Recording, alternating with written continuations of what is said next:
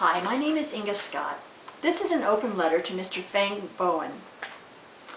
Mr. Bowen, you should be very familiar with my name. You have associated my name with a video that was made by Mr. Chu and GMOs. I want to set the record straight. I am not the woman in that video. I have my own personal story about how GMOs made me sick, but that's not what this video is about. I want to talk about Monsanto in the biotech industry. If you Google Monsanto complaints, thousands and thousands of complaints will pop up. Mr. Bowen, are you aware that farmers in the United States of America launched a class action suit against Monsanto last year for illegally growing GMO wheat that contaminated their fields? The countries that were supposed to buy the wheat from these farmers canceled their orders, and the farmers lost millions of dollars. Those countries do not want your GMO wheat. Monsanto continues to sue farmers for patent infringement whose crops have been contaminated by GMO corn. These farmers should be suing Monsanto for contaminating their fields. Monsanto has been connected to thousands of suicides in India.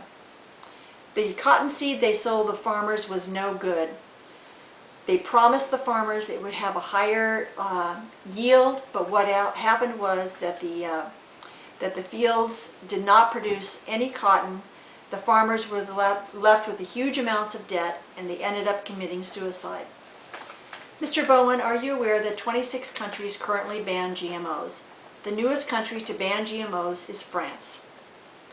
Monsanto is suing Hawaii after legislators passed laws to restrict GMOs being grown on their land. Monsanto has always produced products that have caused cancer. The three main big ones are Agent Orange, DDT, and PCBs. Hundreds of millions of dollars have been paid by Monsanto to settle these lawsuits.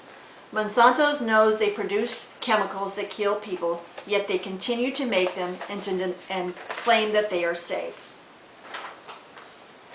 How much money do you get at your university, Mr. Bowen, from biotech industries? Do you get money from Monsanto or Syngenta?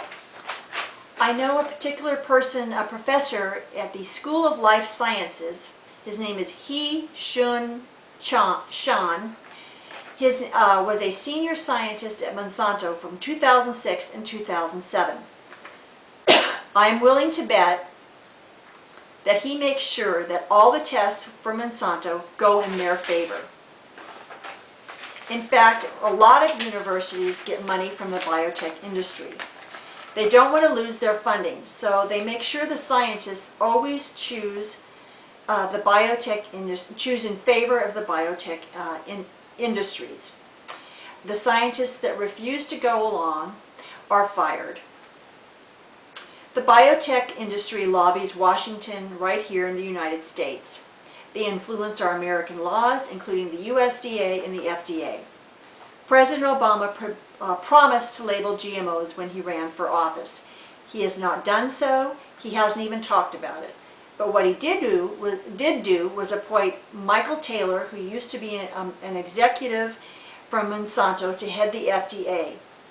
Now, an ex-employee of Monsanto controls what is approved and not approved in the United States regarding our food. The biotech industry spends millions of dollars fighting food labeling. If the food is safe to eat, it should be labeled, and they should be proud of it. But they spent millions of dollars on two initiatives, one in Washington State, one in California. They didn't want people to know what they were eating. If the foods are safe to eat, they should have a label that says fortified with GMOs. They should be proud of it. But you know what? They're not proud of it because they know it's just not true. Right now, the biotech industry has petitioned the FDA to call GMOs natural. If GMOs are natural, why do they have a patent? It's my understanding that you cannot put a patent on something that is grown in nature. Something that is grown in a laboratory is not natural. In 2013, Monsanto was voted the most evil corporation in the world. That doesn't sound like a company who has the best interests of the planet and of human life. I challenge you to answer these questions that I have just presented before you. Feel free to contact me, and I can't wait to hear what you have to say in response. Thank you, Mr. Bowen.